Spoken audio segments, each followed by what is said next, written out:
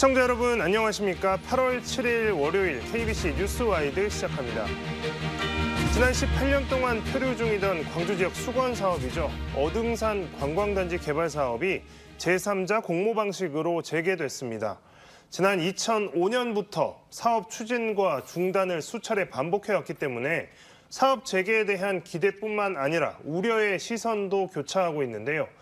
오늘 이 문제에 관련해서 광주광역시 김광진 문화경제부시장, KBC 이형길 기자와 함께 자세한 이야기 나눠보겠습니다. 안녕하십니까? 네, 안녕하십니까? 먼저 광주시는 그동안 어등산 관광단지 개발 사업이 실패했던 원인으로 총사업비 규정 불명확, 또 부족한 수익성이라고 하는 분석을 내놨습니다.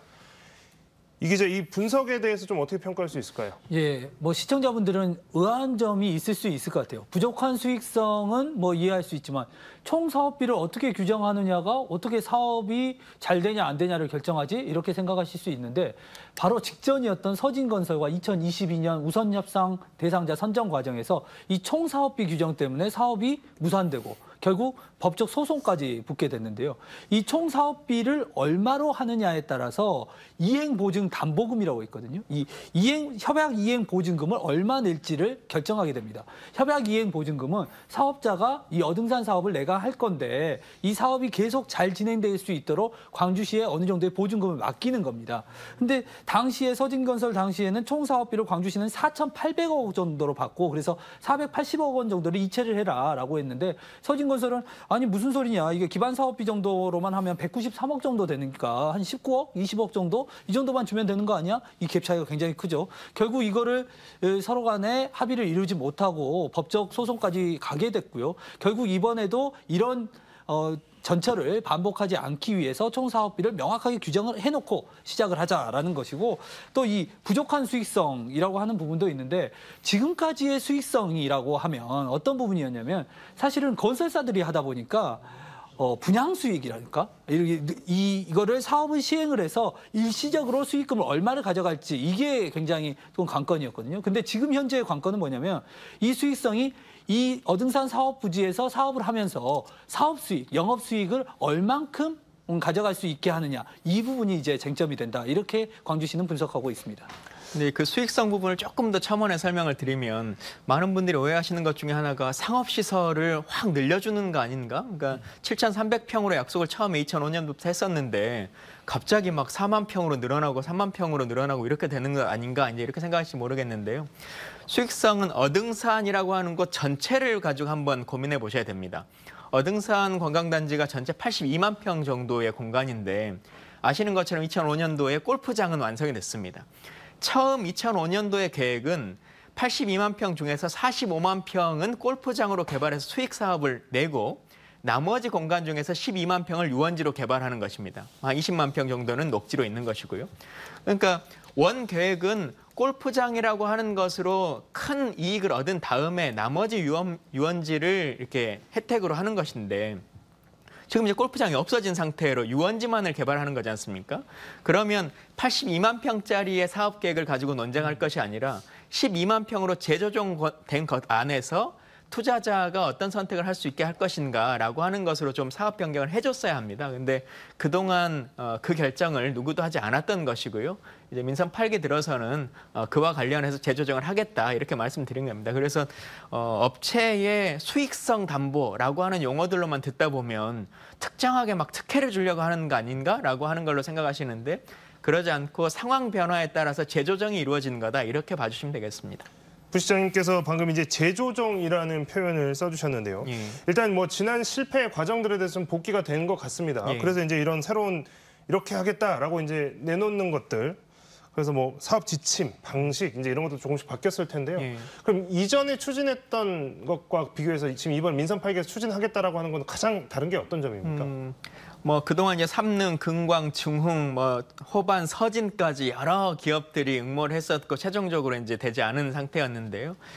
가장 최근에 서진을 기준점으로 생각해 본다면 물론 이제 최종적으로 업체들이 마지막 어플라이를 어떻게 하는지를 지켜봐야 되겠습니다만 지금 현재의 구조로 보면 예전과 다른 것은 예전에는 광주시와 도시공사가 안을 마련해 놓고 이러이러한 것으로 하십시오라고 하는 것에 응모를 하는 방식이었습니다. 그래서 일반 공모의 방식이었다고 보자면 지금은 예전 서진건설이 했던 방식 말고 12만 평이라고 하는 땅을 준다면 우리는 이렇게 개발을 해보겠습니다라고 하는 것을 일단 제일 먼저 신세계 프로퍼티라고 하는 흔히 말하는 이제 스타필드라고 하는 곳에서 제안을 한 거죠. 그러면 제안을 받았다고 해서 시 입장에서 그럼 당신들이 하세요라고 바로 결정을 내려준다라고 하면 이게 문제 특혜가 되는 거겠죠. 그래서 저희가 이제 제3자 공모라고 하는 형식으로 전환을 한 것은 뭐냐면 신세계가 이런 형식으로 해보겠다고 하는데 저희가 보기에 이제 전남대를 통해서 용역을 한번 해봤습니다. 그래서 조금 뭐 재조정하거나 해야 될 부분들도 있다고 판단이 들어서 조금 재조정을 해봤는데 이런 안으로 신세계는 이렇게 했는데 광주시가 생각하기에는 조금 더 수정을 해보면 이렇게도 할 수 있을 것 같다. 이보다 더 제3자 중에서 좋은 방식으로 공모를 하시고 싶으신 분이 있으면 응모해 보십시오. 라고 하는 것으로 지금 이제 공모 절차가 시작된 거고요. 10월 13일까지 이제 여러 업체들의 공모를 받고 있는 중입니다. 네, 지금 이제 뭔가 기존과는 조금 다른 방식으로 개발이 진행이 될 것 같습니다. 20년 가까이 표류한 이 어등산 관광단지 개발, 이게 다시 추진하게 된 데는 아무래도 이 광주 복합 쇼핑몰 사업에 대한 뭐 시민들의 요구 이런 것들이 좀 있을 겁니다. 여기에 이제 아까 좀 전에 부시장님 말씀해 주셨지만 신세계 프로퍼티가 스타필드라고 하는 브랜드 이제 이 사업을 해보고 싶다는 제안을 하면서 어쨌든 어등산 개발 사업이 이 제안으로 인해서 탄력을 다시 받게 된 것인데요. 자, 그럼 광주시가 발표한 이 기준, 그다음에 기존의 신세계 측 제안 이게 뭐 좀 차이가 어느 정도 갭이 있다고 좀 볼 수 있을까요, 이 기자? 그러니까 프로퍼티가 사업 제안한 것과 광주시가 현재 기준 공모 기준을 삼은 거를 비교를 해봤는데 사실 큰 차이는 없더라고요. 그러니까 이제 크게 한 4가지 정도 차이가 있는 것 같아요. 일단 상업시설의 규모입니다. 상업시설 규모를 신세계가 제안한 것이 14만 3천 제곱미터, 그리고 광주시는 11만 6천 제곱미터로 약 2만 7천 제곱미터 정도가 마이너스가 됐어요. 근데 워낙 큰 규모다 보니까 어등산 전체로 봤을 때 이 규모는 한 6에서 7% 정도의 규모인 것 같아요. 그러니까 상업시설을 스타필드가 제안한 거에서 한 6% 정도를 좀 줄이고 그럼 이 6% 뭘 할 거냐라고 했을 때 그거를 좀 공공시설, 휴양시설, 문화시설로 좀 바꿔달라. 이거 여기다가 뭐 이 상업시설 안 한다고 해서 레지던스나 이런 거 짓지 말고 공공시설로 좀 하자라는 거고, 그렇다면은 뭐 이 부분은 그렇게 크다라고 보기는 어려울 것 같고, 지금 숙박시설 270실 이상 그것도 보면은 신세계가 제안한 콘도시설만 지금 한 270실 되거든요. 그러니까 그 부분은 큰 차이가 없고, 3자 공모 가산점 부분이 있어요. 신세계 프로퍼티는 3자 공모했을 때 우리가 첫 제안했으니까 우리 가산점 줄 수 있는 거 아니야? 관련 법도 있잖아. 라고 제안을 했는데 광주시는 이 부분을 뭐 가져가지 않겠다라고 했는데 이 부분도 사실 무슨 경쟁자가 있어가지고 이 부분이 이제 프로퍼티하고 뭐 롯데라든지 이런 현대가 경합을 붙어서 하는 거라면은 문제가 될 수 있지만 지금 현재 누가 봐도 신세계 프로퍼티가 가장 유력하거든요. 그래서 가산점이 없이도 충분히 가능한 부분이고, 가장 큰 차이는 이제 협약 이행 보증금인 것 같습니다. 신세계 프로퍼티는 한 60억 정도를 생각하고 있는 것 같아요. 보증금을 60억 정도 하고 사업을 시행하자 하는 거고, 광주시는 한 700억 정도는 그래도 필요하다라고 생각하시는 것 같고, 근데 이 전체 사업비 규모가 1조 3천억이거든요. 1조 3천억에 보증금 60억이면 저희가 보통 부동산 거래 계약을 하더라도 보통 한 10%는 내잖아요. 근데 이게 지금 700억 해도 10%도 안 되는 규모인데 이거가 많다라고 하기에는 좀 부족하고, 그래서 사실 광주시가 현재 공모 지침으로 내고 있는 것과 신세계 프로퍼티가 낸 거에 큰 차이가 없다라는 부분에서 광주시가 오히려 더 비판을 받을 수 있지 않을까 이런 생각을 해봅니다. 근데 그 부분은 업체가 생각하기에는 아주 큰 차이라고 생각할 겁니다. 아까 이제 6% 정도라고 하셨는데 이제 실제로는 한 20% 정도 차이가 줄어들었습니다. 4만 5천 평에서 3만 5천 평으로 이제 줄었기 때문에 한 20% 정도가 전체에서 봤을 때 줄어드는 건데요. 제안으로 치면 많이 주는 거고, 근데 실은 이 부분은 저희가 신세계가 이렇게 제안했기 때문에 어느 정도의 기준으로 맞춘다라고 하는 것이 아니라 신세계 제안과 별도로 2015년도에도 용역이 한 번 있었고요. 최근에도 용역이 한 번 있었습니다. 그래서 말씀드린 것처럼 골프장이라고 하는 것이 제외됐을 때 어느 정도의 상업시설이 있어야 이게 운영이 될 것인가라고 하는 걸 했었는데요. 그 당시 2015년도에, 그러니까 신세계와 아무 상관이 없었던 그 시절에 39,248평이라고 하는 것이 필요하다라고 하는 용역의 결과가 있었고, 이번에 이제 했을 때 35,000평 정도면은 가능하다라고 하는 것으로 제시했기 때문에 저희는 최소의 요구도만 달성되면 되겠다 싶어서 신세계 제안보다 많이 줄였다 말씀드리겠고요. 협약이행보증금은 뭐 설명을 잘 해주셨습니다만 신세계는 토지가액의 10%만 내겠다. 이제 이렇게 제안을 했습니다. 전체 사업비의 10%가 아니라. 그래서 토지 감정은 이미 이제 끝난 상태이기 때문에 어느 업체가 오든지 정해진 금액입니다. 856억이라고 하는 것으로 정해져 있어서 자기는 85억 정도만 내겠다. 이제 이렇게 제시를 했는데 그건 성립될 수 없다. 총 사업비에서 10%를 내야 된다라고 하는 건데 다만 이제 처음에 그 사업을 시작하려면 토지는 구입을 하는 거지 않습니까? 그리고 원래 상업시설이라고 하는 부분은 우리가 시키지 않아도 투여를 할 겁니다. 다만 이제 저희가 계속 요구하는 것은 공공시설과 뭐 그 이후에 단지이기 때문에 전체 사업비에서 토지하고 상가 부분을 제외한 나머지 사업 부분에 대해서는 10%를 내달라라고 하는 금액이 아까 이 기자님 말씀하신 것처럼 694억 원 정도, 700억 정도의 금액이다 이렇게 보시면 될 것 같습니다. 이 기자는 직접 이 내용을 취재를 했으니까 예. 뭐 일단 뭐 본인이 판단하기로는 좀 이게 뭐 차이가 크지 않다라고 보는데 혹시 이제 이런 일부 지금 이견이 있는데 이 부분에 대해서 실제로 이것 때문에 뭐 좀 사업이 흔들린다거나 하지는 않을까요? 그러니까 신세계 프로퍼티가 만약에 이것 때문에 사업을 드랍하고 제3자 공모에 응하지 않는다면 사실 시민들이 크게 실망하고 되게 어떤 비판의 지점도 될 수 있을 것 같아요. 그러니까 신세계 프로퍼티 같은 경우가 스타필드를 내놨을 때 광주 시민들이 가장 환호를 했거든요. 광주 시민들은 복합 쇼핑몰 유치를 원했을 때 두 가지 측면이었던 것 같아요. 첫 번째는 합리적 소비. 그러니까 지금 뭐 상호가 나오니까 뭐 코스트코, 이케아 같은 이런 좀 우리가 합리적 소비를 하고 싶다라는 측면하고 소비를 하면서 문화적인 생활을 좀 즐기고 싶다. 우리도 휴일에 좀 가서 즐길 거리가 있었으면 좋겠다라는 측면이었는데 이 두 번째 즐길 거리 측면에서 스타필드가 딱 맞는 공간이고 지금 여러 공간 중에서도 가장 적합성이 뛰어난 곳이거든요. 그래서 이 광주 신세계의 스타필드가 처음 왔을 때 많은 분들이 환영을 했던 것이고요. 그렇기 때문에 신세계 프로퍼티가 1조 3천억 원을 투자를 한다라고 이 계획을 발표를 했고 그것이 이런 사소하다고 하긴 좀 그렇지만 이 협약 이행 보증금이라든지 아니면 상업시설이 좀 줄어든다는 것 때문에 참여하지 않겠다 한다면 과연 이거를 납득할 수 있을까? 일각에서 제기되는 신세계 프로퍼티가 스타필드라는 것을 미끼로 내걸고 광주 신세계 확장만 하려는 거 아니냐 이런 비판에 이런 의혹에 오히려 더 힘을 실어주는 그런 결과가 나오게 될 건데 과연 프로퍼티가 이거를 응하지 않을 수 있을까라는 생각은 듭니다. 방금 이제 뭐 이야기가 나왔으니까 이 이야기를 그럼 좀 해보죠, 부시장님. 예. 시민들 입장에서는 이 어등산 그동안 저초되는 과정을 보면서 아까 골프장 이야기도 하셨지만 원래 사업자는 골프장에서 수익을 낸 다음에 그 수익을 가지고 나머지도 개발하겠다 뭐 이런 식으로 했다가 결국에는 돈이 되는 골프장만 하고 나머지는 그냥 포기해버린 거 아닙니까? 거기다가 방금 지금 이 기자 지적을 해주셨지만 이게 지금 스타필드 한다고 해놓고 사실은 지금 백화점만 이거 하고 결국에 이거 되면 백화점 되면 이거는 그냥 또 없던 일 되는 거 아니냐 이런 우려 많이 하실 텐데 여기에 대해서 광주시는 어떻게 보고 계신 건가요?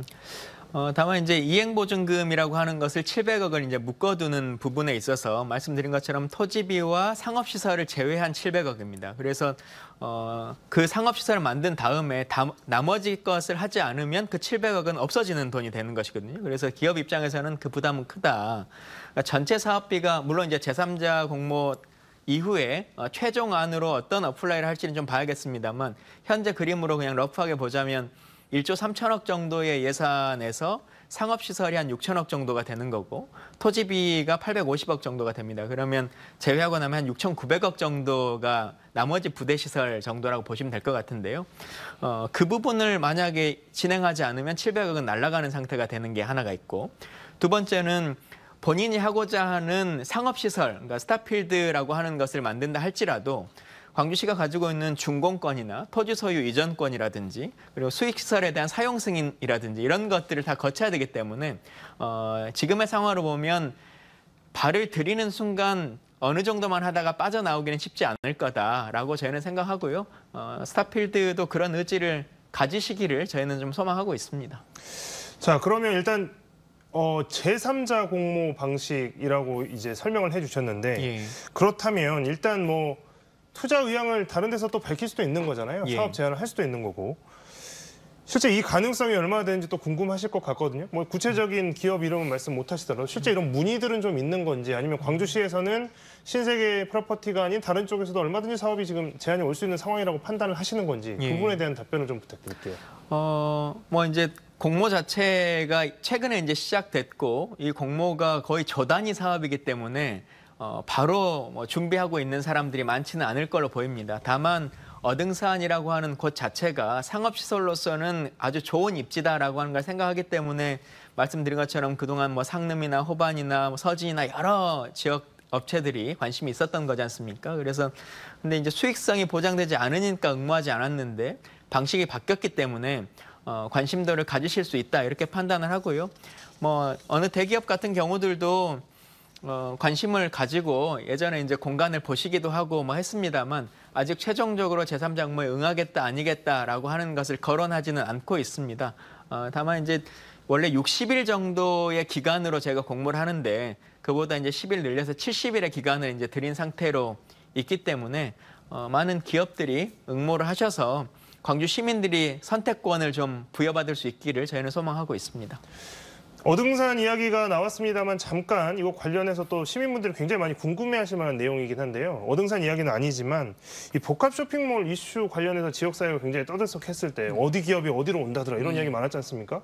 그러면서 이제 사실 이 지역에 좀 백화점도 운영하고 있는 롯데도 뭐 들어온다 그러면서 뭐 우치공원을 인수해서 거기에다 뭐 테마공원을 만든다 뭐 이런 이야기들도 있었는데 그 부분은 지금 어떻게 진행되고 있는 건가요? 이게 롯데에서 우치공원을 실제로 다녀갔고 연초만 하더라도 광주시와 소통을 좀 했었고 이렇게 지금 확인이 되고 있는데 최근에 와서는 롯데그룹이 광주시와는 전혀 접촉이 없는 것 같습니다. 다만 제가 이제 롯데그룹 측의 고위 관계자 쪽을 좀 취재를 해본 결과는 롯데그룹도 관심이 상당히 많이 있는 것 같아요. 그러니까 롯데그룹 왜 그러냐면 지금 풍암동에 아울렛과 마트를 운영하고 있고 수안지구에도 운영하고 있고 또 대인동에 백화점도 있단 말입니다. 그리고 현재 광주의 상업, 이 유통망 자체의 구조가 큰 변화를 가져올 수밖에 없고 당연히 롯데도 이 사업 구조를 재조정해야 되는 이런 필요성이 있습니다. 근데 이 필요성이 있는데 본인들이 하고자 하는 것만 하고 광주시가 필요로 하거나 시민들이 필요로 하는 어등산이나 이런 데는 참여하지 않고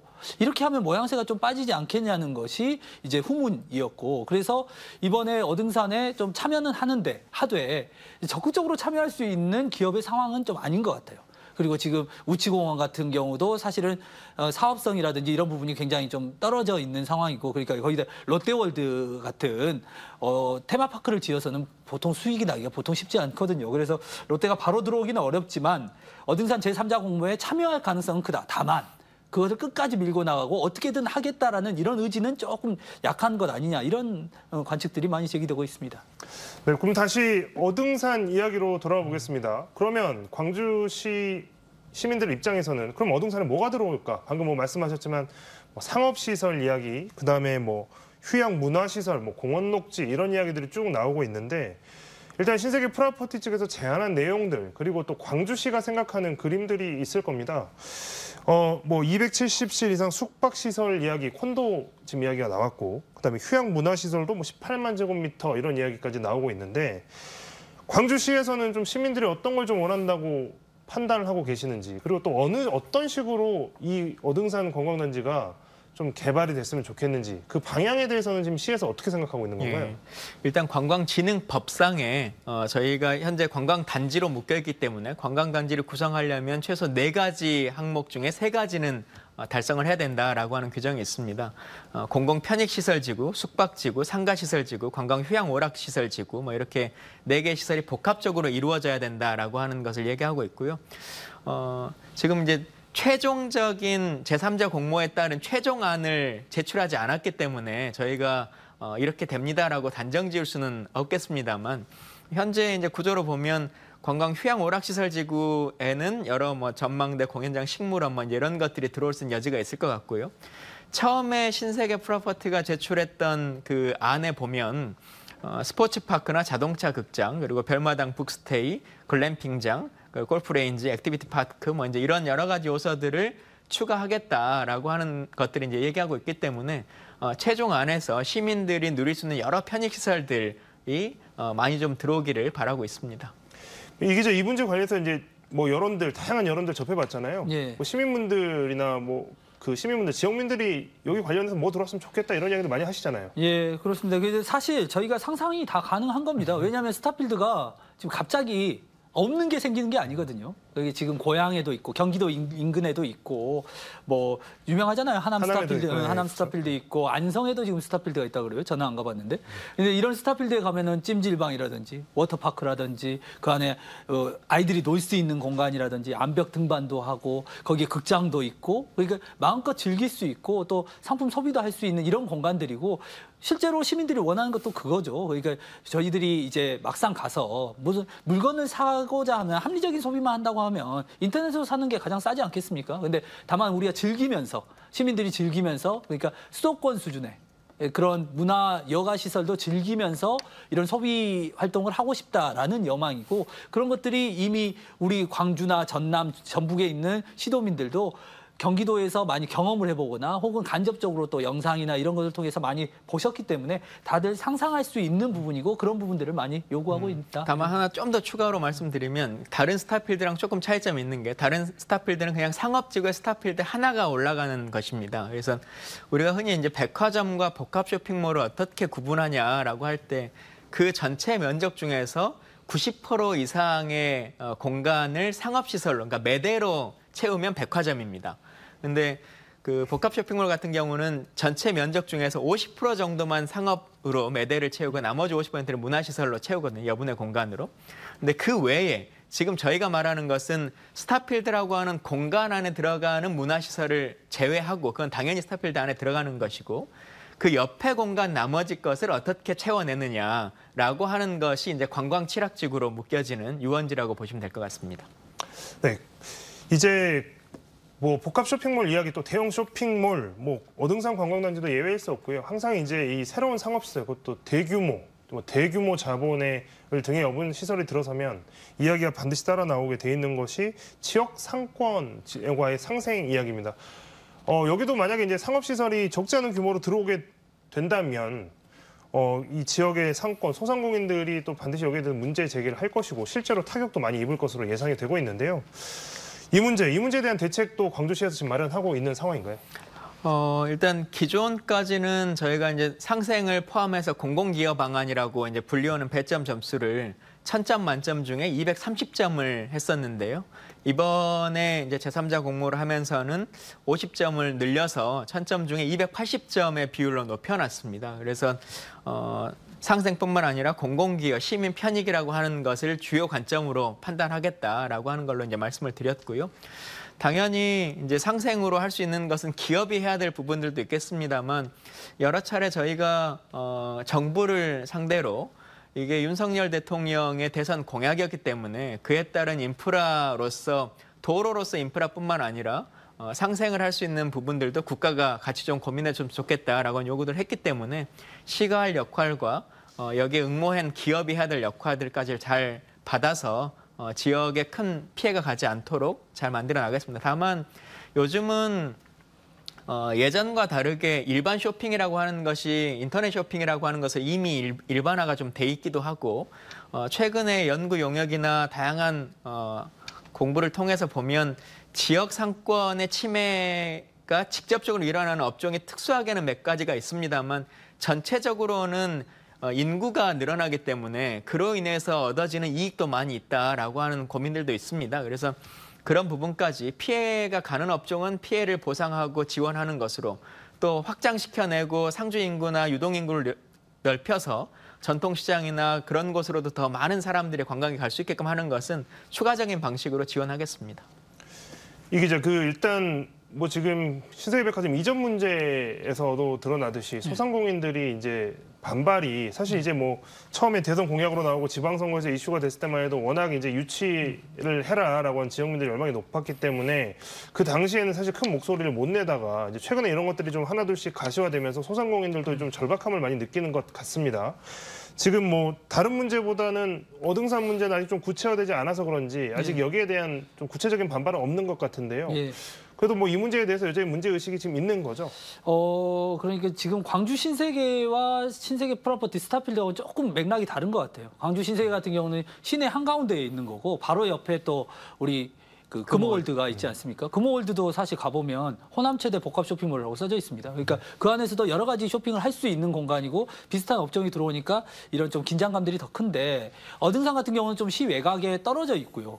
스타필드에서 자체적으로 좀 내놓은 자료에 따르면 이 스타필드가 지금 이미 전국에 한 7개 정도가 설립이 되어 있는데 7개 점포 실제로 해보니까 한 10km, 반경 10km에서 외부 유입 고객이 한 50% 정도 증가했다. 그리고 반경 5km 외식 업체 매출은 한 20% 오히려 늘어나더라. 이런 자료들을 내놓고 있고, 그리고 자체적으로 이제 스타필드가 들어오면서 신세계가 이 대기업 특유의 경험들을 쌓아가지고 브랜딩 작업을 해줍니다. 그러니까 하남 스타필드 같은 경우도 그 주변에 덕풍 전통시장이라든지 신장시장이 있는데 유명 셰프가 와가지고요 메뉴를 개발해주고 그 메뉴를 팔 수 있게 해주고 또 이 간판이나 내부 인테리어를 직접 스타필드나 프로퍼티가 돈을 투자를 해서 바꿔주기도 합니다. 그러니까 지역 상권에서도 사실은 환영할 수 있는 부분도 일부 포함이 되어 있거든요. 그렇기 때문에 아직까지 큰 반발이라든지 이런 부분은 없는데 좀 더 상황은 이 부분은 지켜봐야 될 것 같습니다. 네, 이 부분 뭐 어떤 식의 제안들 또 어떤 식의 반발 또 요구들이 있는지는 앞으로 계속 지켜봐야 될 문제인 것 같습니다. 부시장님 마지막으로 지금 공모 기간이 아까 10월 13일까지라고 말씀하셨는데요. 앞으로 남은 일정들 어떻게 되는지 좀 간단하게 소개를 해주시죠. 공모 관련해서는 말씀하신 건 10월 13일까지 저희가 이제 접수 마감을 하게 되고요. 10월 말이 되면 사업계획서를 평가해서 우선 협상 대상자를 정하도록 되어 있습니다. 그 협상이 한 60일간 지속이 되고요. 최종적으로 사업 협약이 체결되는 것은 현재 목표로 보면 올해 12월 연말이라고 보시면 될 것 같고, 그게 확정이 된다면 조성 계획을 만들어서 설계하고 공사 착공을 하는 것으로 쳤을 때 2024년도일 것 같고요. 유원지 부지와 개발 사업을 본격 추진하는 건 2026년도 이렇게 보시면 될 것 같습니다. 네, 뭐 2024년에 착공이 이제 예정대로 된다 그러면 멀지 않은 이야기인 것 같습니다. 금방 뭐 바로 6개월, 5개월 뒤에 일이 될 것 같은데요. 착공이 2025년 24년도 논의를 해서 이제 25년도 정도에. 1년 지금 뭐 반도 아직 안 남은 상황인 것 같습니다. 앞으로 이 문제 어떻게 되는지 저희도 관심 갖고 지켜보도록 하겠습니다. 오늘 두 분 이야기 여기까지 듣도록 하겠습니다. 고맙습니다. 예, 감사합니다.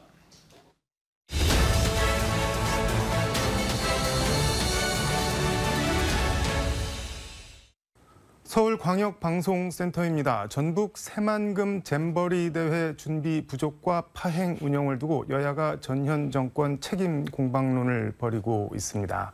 여의도 초대석 박지원 전 국가정보원장과 함께 관련 얘기 해보겠습니다. 원장님 어서 오십시오. 너무 덥습니다. 너무 더운데 주말 어떻게 잘 보내셨나요? 진짜 우리 정부 웃기는 거 아니에요? 왜요? 폭염 경보는 내려놓고 대통령은 휴강을 쉬고 잼버리는 왜 합니까? 잼버리 뭐 일정이 예정돼 있으니까 하기는 해야 되잖아요. 그것이 국가의 위기관리 능력입니다. 위기에 대처해서 잘 피해야죠. 네. 제가 뭐라고 했습니까? 뭐라고 차라리 네. 장충체육관, 코엑스, 삼성연수원, LG연수원 이런 데로 분산해서 시원하게 하고 우리 아이돌 공연 등 우리 문화예술 체험을 하게 해라. 네. 제 말 들었으면 이게 안 되는 거예요. 개영하기 전부터 그런 말씀을 저 하셨죠? 그랬죠. 이게 천재지변 아니에요. 세계가 다 뜨거워졌어요. 유엔 사무총장이 지구 온난화 시대가 아니고 이제 네. 지구 열대화 시대가 됐다. 이렇게 선포를 해서 경고를 했잖아요. 이건 천재지변이에요. 예수님도 네. 석가님도 어떻게 이 더위를 막아줄 수 있어요? 그러면 여기에 대처하는 능력을 가진 게 국가위기관리 능력이고, 윤석열 대통령께서는 삼라만상 다 간섭하면서 이것은 또 아무 말씀 안 하고 휴가 가버리신다고. 이게 말도 안 되죠. 근데 대통령실에서는 잼버리는 전 정부에서 5년간 준비해 온 거다 뭐 이렇게 얘기를 하고. 아니, 저는 그래서요. 네. 지금 대한민국 현직 대통령은 문재인입니다. 그게 무슨 윤석열 말이에요? 대통령은 휴가 중이에요. 그래서 아무튼 윤석열 정권에서는 모든 잘못은 네. 다 문재인 정부 전 정권 탓을 하면은 저는 검찰이 네. 이 똑똑한 대한민국 검찰이 두 전씨를 좀 압수수색해서 구속해버렸으면 좋겠어. 그게 누군가요? 전 정부, 전 정권. 두 전시 때문에 윤석열 정부가 지금 아무것도 못한다. 자기들은 그러잖아요. 이게 웃을 일이 아닌데 지금 여가부 장관, 행안부 장관, 문광부 장관이 잼버리 대회 공동조직위원장 지금 현직 장관들 3명이 들어가 있으면 이게 결국 지금 정부 행사로 봐야 되는 거잖아요. 처음부터 정부 행사예요. 이런 대형 행사는. 네. 그러면은 장관들이 솔선수범해서 해야지. 네. 여가부 장관 보세요. 자기 방에는 에어컨 뻥뻥. 대원들은 쓸려 나가고 난리가 나잖아요. 더 웃기는 것은 성추행이 네. 발생됐는데 여가부 장관이 미미하다? 나는 진짜 그 입을 때려버리고 싶은. 그 너무 어떻게 심하신. 그런 얘기를 할 수 있어요? 전 세계 청소년들이 체험하러 왔는데 새만금 잼버리에서는 성추행 체험하러 왔나요? 그 책임질 장관이 특히 여가부 장관 아니냐고요. 미미하다? 이건 진짜 문제예요. 근데 전북 김제 부안 지역구 이원택 민주당 의원이 작년 국감에서부터 뭐 배수, 폭염, 폭우, 해충 이거 어떻게 할 거냐 이렇게 계속 지적을 했고 여가부 장관이 김현숙 장관이 만반의 준비 다 하고 있다 이렇게 답변을 했는데도 왜 이렇게 됐을까요? 문제 없다고 했잖아요. 네. 그 입으로 민주당의 이원택 의원이 그러한 지적을 강하게 했는데도 네. 문제 없다. 그러면 그 책임이 하기야 뭐 현직 대통령이 문재인 대통령이면 책임져야죠. 그게 말이 되는 거냐고. 그리고 더 웃기는 것은요. 네. 영국 잼버리 등 왜 먼저 철수했냐. 공중 화장실이 네. 목욕탕이 엉망이라는 거예요. 상당히 좀 지저분하고 그렇다고 하더라고요. 그런데요. 네. 전 세계에서 우리가 자랑하는 게 공중 화장실이 세계에서 제일 깨끗한 평가를 받습니다. 네. 그 발표도 그렇게 됐어요. 그런데 이번 잼버리 대회를 통해서 전 세계 대한민국 공중 화장실이 제일 더럽다. 이걸 자랑한 거 아니에요? 이 책임을 누가 져야 되느냐? 그런데 한덕수 총리가 네. 이제 정부에서 관리하겠다. 5명의 공동위원장 중 네. 3명이 방금 말씀드린 여가부, 네. 행안부, 문체부 장관이에요. 정부 행사 아니에요? 이걸 쓱 넘기려고.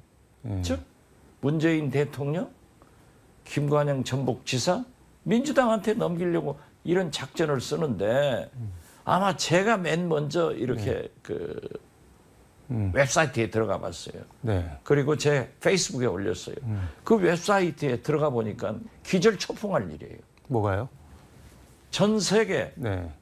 잼버리 관계자나 자식들을 한국 참가시킨 부모들은 웹사이트에 들어가 볼 거 아니에요. 네. 어떻게 돼갔는가.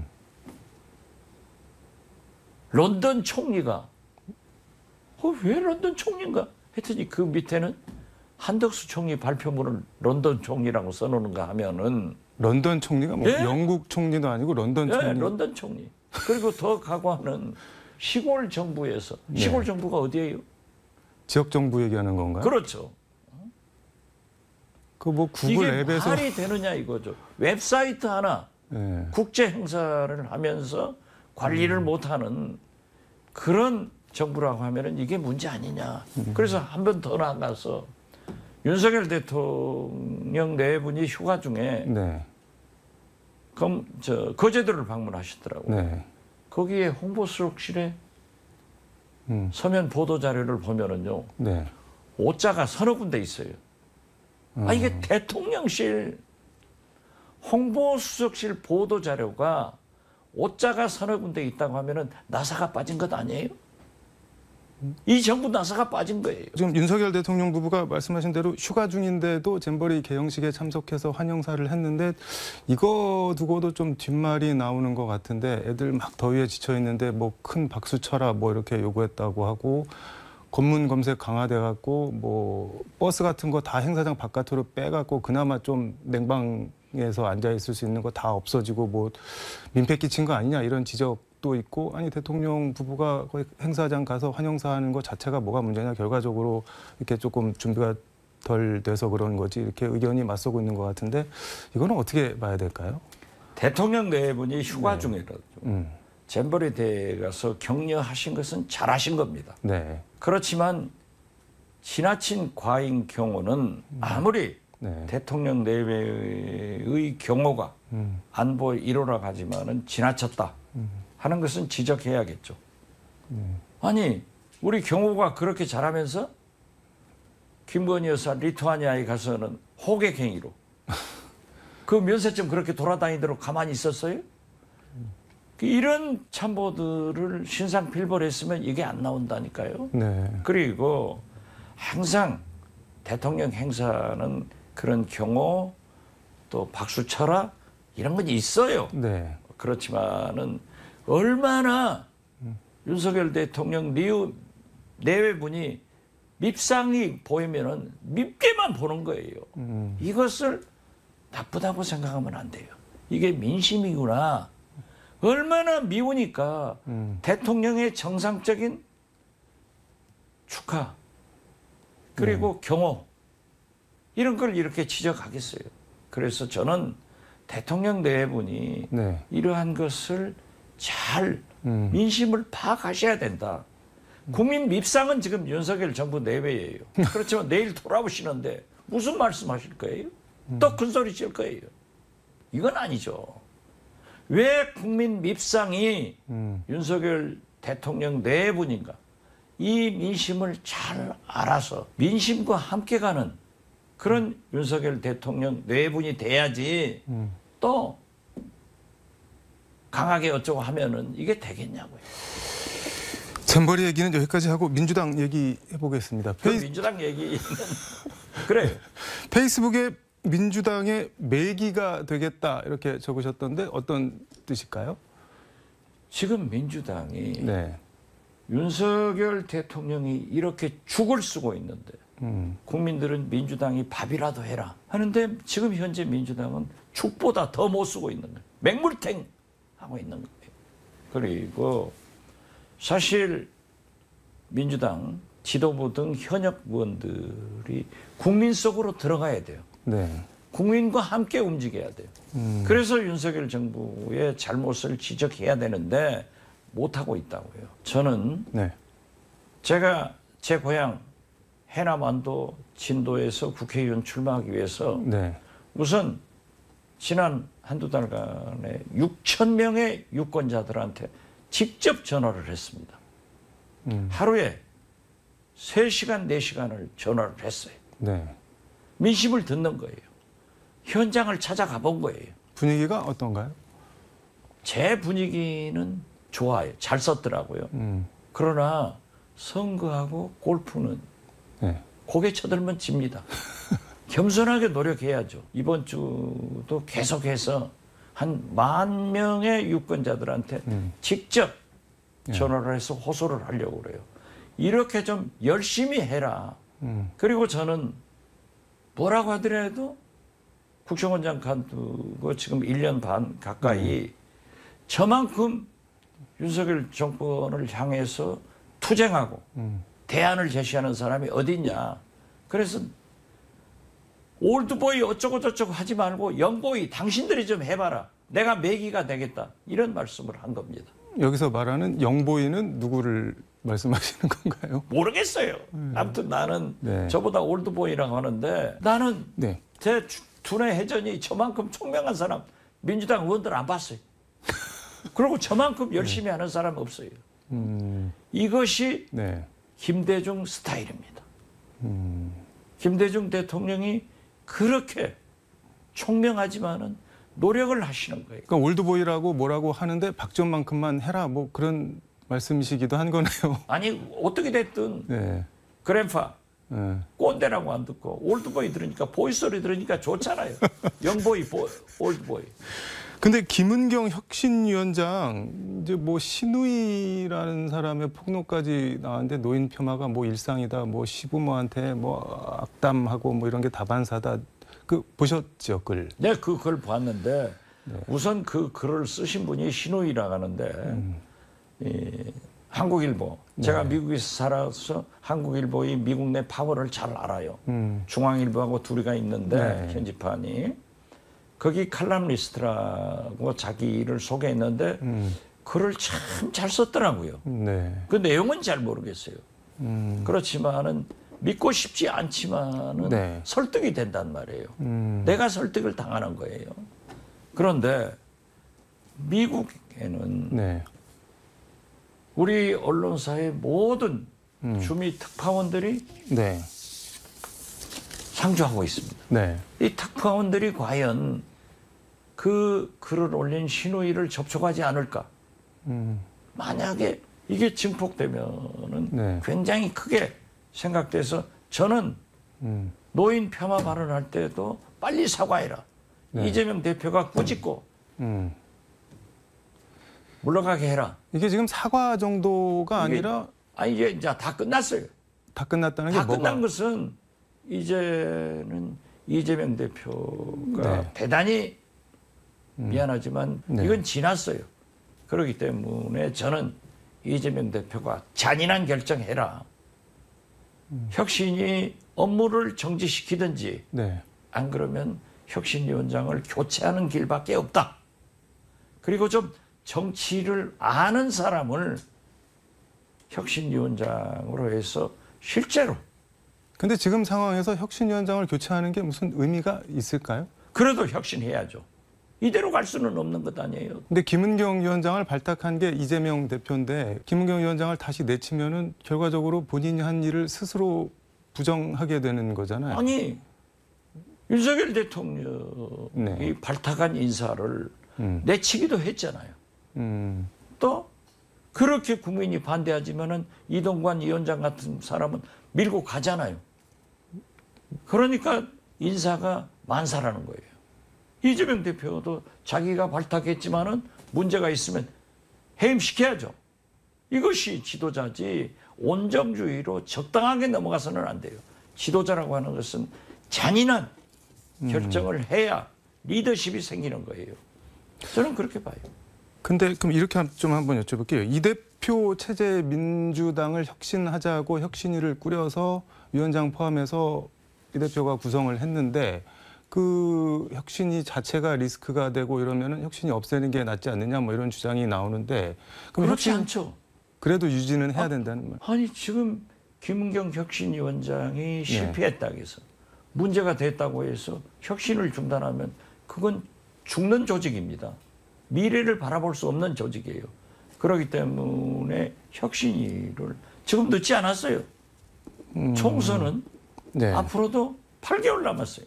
그렇기 때문에 새로운 혁신위를 구성하든지 네. 새로운 혁신위원장을 임명하든지 해서 계속 해나가야 미래가 있지. 그럼 아무것도 안 하고 하늘만 쳐다봐요? 이건 아니죠. 김은경 개인과 혁신이라는 시스템은 분리를 해서 봐야 된다는 말씀인 거네요. 그러니까. 분리가 안 되죠. 잘못하면 잘라내야 하고 다시 해야지. 이거 안 되니까 이제 안 한다? 이러면 안 되죠. 국민의힘에서는 이재명 대표 체제로 총선을 치르는 게 본인들이 좋다, 땡큐다, 뭐 계속 이렇게 주장을 하는데 그거는 어떻게 보세요, 그러면? 몇 의원들이 네. 그 철없는 의원들이 그런 얘기를 했더라고요. 민주당에서 네. 윤석열 대통령, 김건희 여사가 저렇게 사고치고 하는 것이 우리 민주당한테 유리하다. 그래서 계속 윤석열 대통령 네 분이 사고치고 다녀라 해서 되겠어요? 국민을, 나라를 생각하는 정치인이 돼야지. 물론 네. 반사이익이 있을 수 있어요. 그런다고 어떻게 윤석열 대통령한테 사고치고 다니십시오. 김건희 여사한테 명품 쇼핑하고 다니십시오. 이것을 하는 것은 정치인이 아니고 네. 정치 지도자도 아닙니다. 그렇게 얘기하는 것은 역시 국민의힘의 수준을 네. 자기들 스스로가 나타내고 있다. 이러니까 국민들이 지금 국민의힘도 민주당도 지지하지 않고 중도로 막 빠져나가는 거예요. 지지정당 없다가. 시간 관계상 이거 하나만 더 여쭤보겠습니다. 방통위가 KBS 이사회 이사장과 MBC 대주주 박문진 이사장을 지금 동시에 해임을 하려고 하는 것 같은데 이동관 위원장 오기 전에 김효재 위원장 직무대행이 뭐 일말이라도 혹시 탄핵의 뭐 꼬리가 될 수 있는 걸 다 정리를 해주고 고속도로를 깔아주고 나가려는 거 아니냐 뭐 이렇게 야당 쪽에서는 의심을 하는 것 같은데 그거는 어떻게 보세요? 고속도로가 아니라 네. 취임해서 카페트 깔아주더라고요. 저는 KBS, MBC 네. 사장을 바꾸려고 체제를 바꾸려고 그것을 위해서 모든 것을 다 정리해주고 카페 깔아놓고 가려고 하지만은 안 됩니다. 뭐가 안 된다는 건가요? 국민이 네. 눈 뜨고 바라보고 있습니다. 순간적으로 승리는 할 수 있지만은 영원하지는 않습니다. 그것이 박정희, 전두환 때도 우리 대한민국의 언론은 그렇게 탄압받고 네. 감옥 가고 통폐합 해버렸지만은 살아갔잖아요. 절대 안 됩니다. 성공 못합니다. 근데 뭐 말씀하신 전두환 때 언론 통폐합도 그렇고 이명박 정권 때 종편 출범도 그렇고 그렇게 극렬히 저항하고 반대했어도 어쨌든 출범하고 체제가 갖춰지고 나면 그냥 그대로 또 굴러가는 관성 같은 게 있잖아요. 굴러갔지만 네. 역사적 국민적 평가가 네. 전두환 대통령, 이명박 대통령한테 어떻게 내리고 있어요? 역사와 국민을 무서워해야 됩니다. 그러니까 김대중 대통령은 국민의 뜻을 존중하고 네. 역사를 두려워해라. 모든 것은 역사와 국민과 함께 가야지 거역하면 박정희, 전두환이 어떤 평가를 받냐고요. 이걸 두려워해야 됩니다. 알겠습니다. 오늘 말씀은 여기까지 듣도록 하겠습니다. 고맙습니다. 네, 감사합니다. 더위에 조심하세요. 지금까지 서울광역방송센터에서 박지원 전 국정원장과 함께 전해드렸습니다.